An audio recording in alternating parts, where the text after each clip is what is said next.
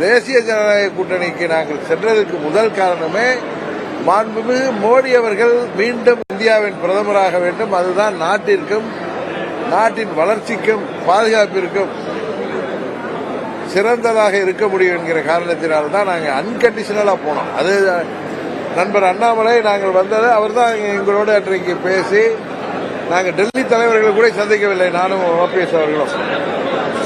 அவர் டெல்லியில் பேசி அவர்களோடு பேசிவிட்டு எங்களை அந்த அணியில் இணைத்தது அப்பொழுது மாநில தலைவராக இருந்தார் நண்பர் அண்ணாமலை. இன்னும் சில பேர்லாம் சொல்றீங்க அண்ணாமலை பின்னணியில் இருக்காரு, அப்படிலாம் கிடையாது.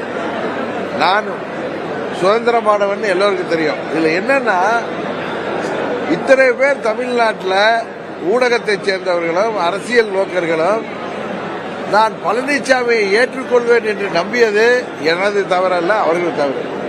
இந்த கட்சி ஆரம்பிக்கப்பட்டதே அது அண்ணன் நயினார் நாகேந்திரனுக்கு சேர்த்து சொல்றேன்.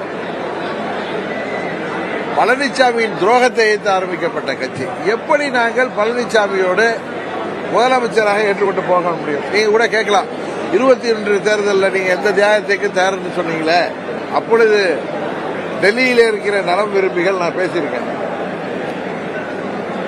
அம்மாவின் ஆட்சி மீண்டும் வர வேண்டும் என்றால் நீங்கள் இந்த கூட்டணிக்கு வர வேண்டும் சொன்னாங்க. எனக்கு ஒன்று, நான் வந்து தவறு செய்யலைங்க. இந்த கட்சியை விட்டு வெளியேற்றியவர்கள் எங்களால் ஆட்சி பொறுப்பில் இன்றைக்கு இருப்பவர்கள், அவர்கள் திருந்த வேண்டும்.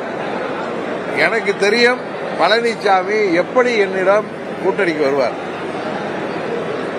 எங்களுக்கு துரோகம் செய்த பழனிசாமி என்னை சந்திக்கவே அவர் தயங்குவார்.